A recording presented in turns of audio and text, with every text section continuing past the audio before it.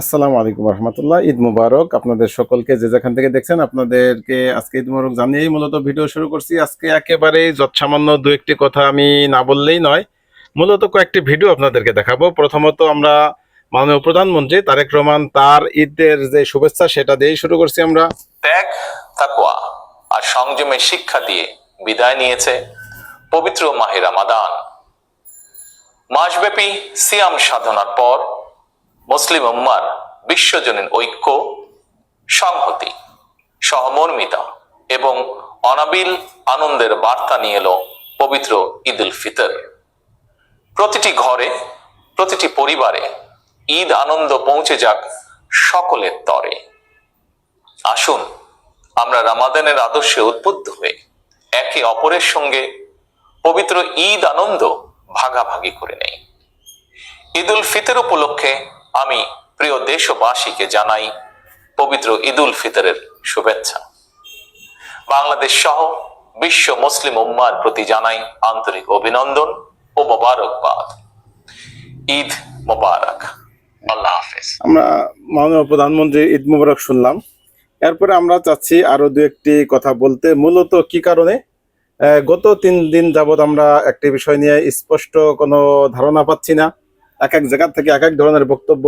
মাননীয় সড়ক পরিবহন মন্ত্রী, সেতু মন্ত্রী অর্থাৎ সাবেক যিনি ছিলেন ওবায়দুল কাদের, ঠিক তারই মতো আমরা এবার আরেকজন পেয়েছি, শেখ রবিউল আলম।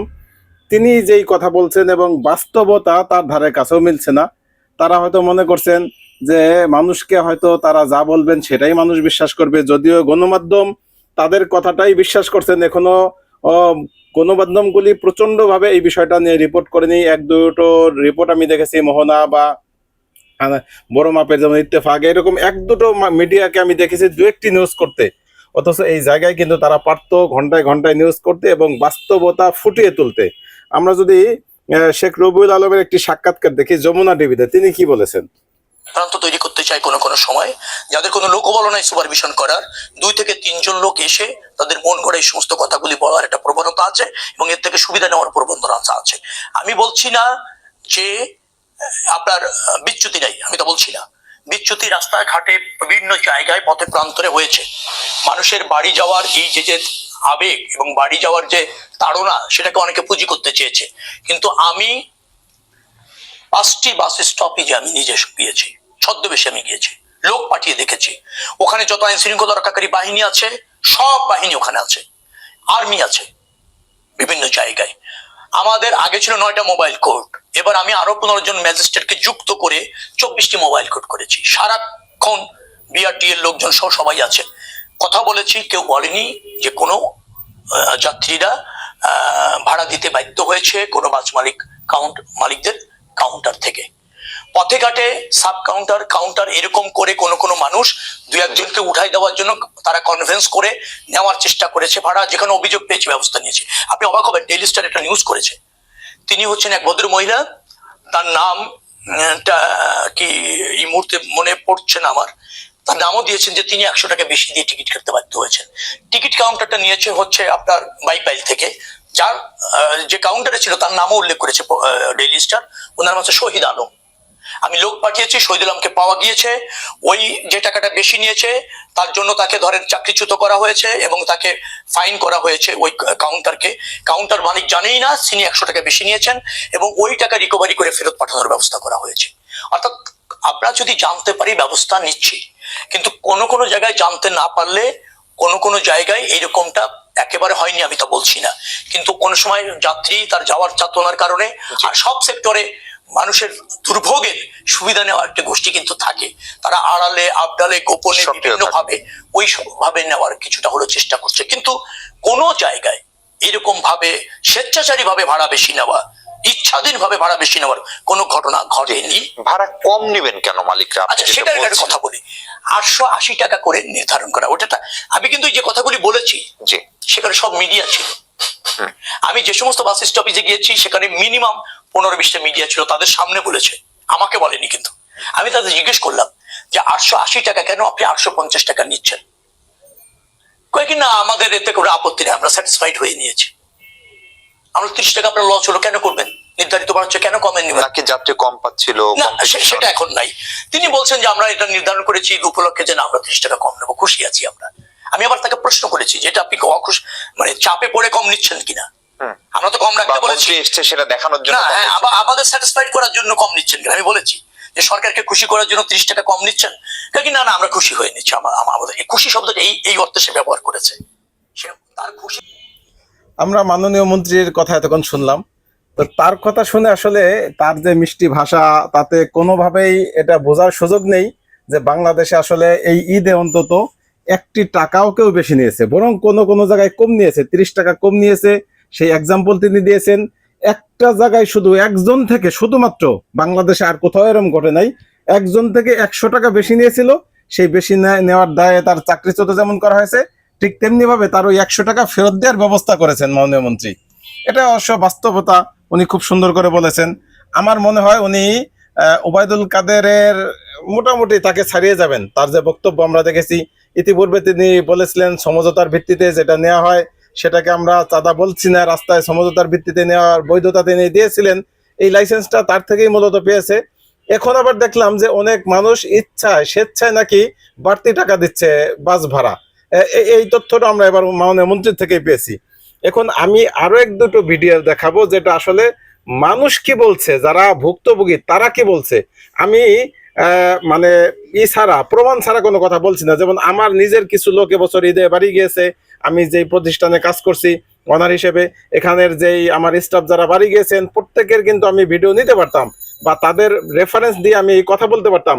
আমি সেটাও বলছি না, আমি সরাসরি যেই বড় বড় মিডিয়াগুলি, সেই মিডিয়া হাউসের বক্তব্যগুলি আপনাদেরকে শোনাতে চাচ্ছি।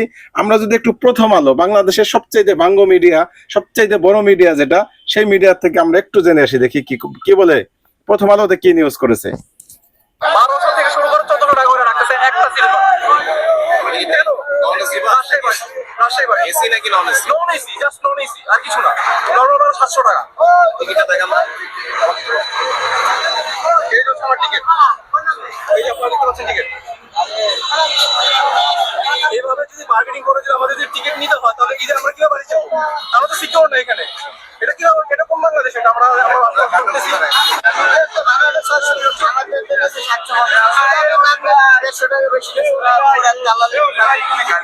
আমাদের তেলের টাকা হয় নাই, অবস্থা হলে আমাদের গাড়ি ভোগান দিতে আগে এতদিন ছিলাম, এখন ভোগান দিতে আসছি।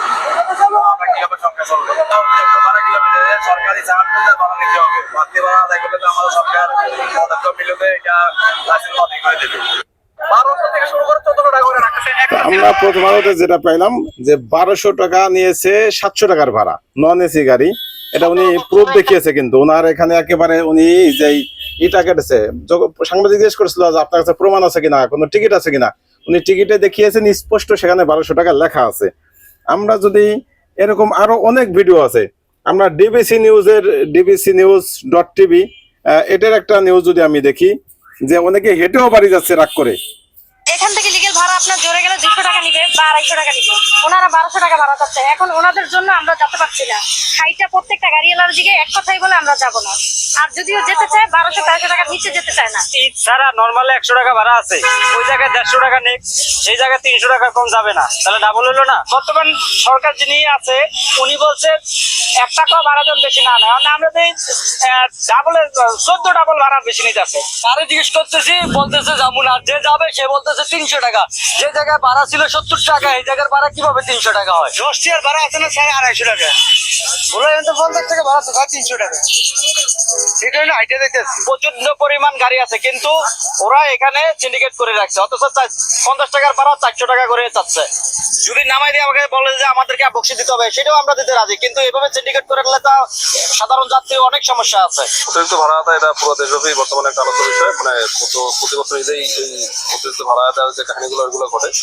আমরা হচ্ছে নিয়মিত অভিযানের অংশ হিসাবে আজকে ইলিশা ঘাটে মানে যাত্রীদের তরফ থেকে যদি কোনো অভিযোগ আমরা পাই সেক্ষেত্রে আমরা সরকারি ব্যবস্থা নেই। প্লাস হচ্ছে আমরা যত সিএনজি অটো এবং প্লাস বাস যেগুলো আছে সবগুলোর মানে আমরা থামিয়ে মানে জানার চেষ্টা করতেছি তারা অতিরিক্ত ভাড়া নিচ্ছে কিনা। অতিরিক্ত ভাড়া নিলে তো সেক্ষেত্রে তাদের জরিমানা করা হচ্ছে এবং পরবর্তীতে জন্য সতর্ক করা হচ্ছে। ইতিমধ্যে আমরা 2টো মামলায় জরিমানা করেছি আর কি।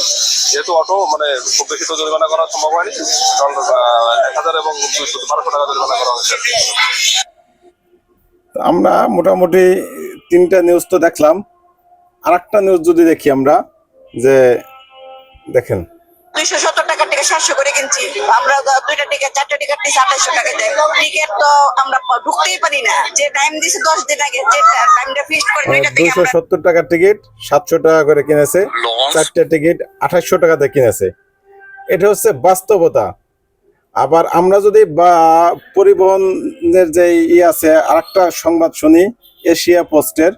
আমরা প্রতি বছর ঈদ কেন্দ্রিক ঈদ যাত্রা এবং সড়ক দুর্ঘটনা, ভোগান্তি এবং দুর্ঘটনা, এই দুটোকে আমরা পর্যবেক্ষণ করবার চেষ্টা করি। আমাদের যে সমস্ত তথ্যপাত্য বা রেকর্ড রয়েছে, এটা যদি পর্যালোচনা করি, দেখা যায় এইবারের ঈদের যে ভাড়া বৃদ্ধির হারটা অস্বাভাবিকভাবে যে বৃদ্ধির হার, এটা আমরা দেখতে পাচ্ছি গত 20 বছরের মধ্যে সর্বোচ্চ। আমরা প্রতি বছর ঈদ কেন্দ্রিক মানে গত 20 বছরের ভিতরে সর্বোচ্চ এবারের ঈদের যেই বাস ভাড়া বা পরিবহন ভাড়া, এটা পরিবহন শ্রমিক পরিবহন কল্যাণ যে একটা সমিতি আছে, সেই সমিতির পক্ষ থেকে বলা হয়েছে। তার মানে আমরা এই বিষয়গুলি যদি সামনে আনি, আমি নিজের কোনো বক্তব্য এখানে দিচ্ছি না, আমি বলছি মাননীয় মন্ত্রী ওবায়দুল কাদেরের জায়গায় যিনি আসছেন, তিনি ওবায়দুল কাদেরকে ছাড়িয়ে যাবেন, সেটাই স্বাভাবিক, এবং ছাড়িয়ে গিয়েছেন। তিনি অলরেডি এই 1 মাসের ভিতরে 2টো মন্তব্য করেছেন। ইতিপূর্বে বলেছিলেন সমঝোতার ভিত্তিতে রাস্তায় যেটা নেওয়া হয় সেটা চাঁদা নয়, আর আজকে তিনি বললেন যে বাড়তি কোনো ভাড়া তো নেওয়া হচ্ছেই না, বরং ভাড়া কম নেওয়া হচ্ছে। কোনো কোনো জায়গায় হয়তো যাত্রীরা তারা স্বপ্রণোদিত হয়ে 200-400 টাকা বেশি দিচ্ছেন। এটা হচ্ছে তার বক্তব্য। এবং আরেকটা বক্তব্য তিনি বলেছেন, যে বিভিন্ন জায়গায় বলেছেন, তো আমি সব জায়গায় সব বক্তব্য তো আপনাদেরকে শোনাইনি। আরেক জায়গায় আরেকটা পত্রিকায় সাক্ষাৎকারে দেখলাম, তাকে তিনি বলেছেন যে যাত্রীদের তো গড় সিজনে কম ভাড়ায় নেয়, সেই কম ভাড়াকে তারা মনে করতেছে যে সেটাই বোধহয় অরিজিনাল ভাড়া।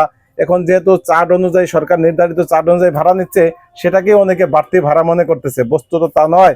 মাননীয় মন্ত্রীর এই যে ব্যাখ্যা, এটা চূড়ান্ত মিথ্যা ব্যাখ্যা, একেবারেই সরাসরি মিথ্যা ব্যাখ্যাটা। এই ধরনের কোনো বক্তব্য, এই ধরনের কোনো বাস্তবতা বাংলাদেশে পাওয়া যায় না। মূলত বাংলাদেশের আমরা প্রত্যেকটা জায়গায়, আমি গত ঈদেও দেখেছি যে ঈদে সবচেয়ে বেশি মানুষ সুবিধা পেয়েছে, বিশেষ করে ডক্টর ইউনূসের ঈদে। ডক্টর ইউনূসের যেই কয়েকটা ঈদ গেছে, এই ঈদে মানুষ সবচেয়ে বেশি সুবিধা পেয়েছে, যাত্রীরা খুব বেশি ভাড়া দিতে হয়নি। সেই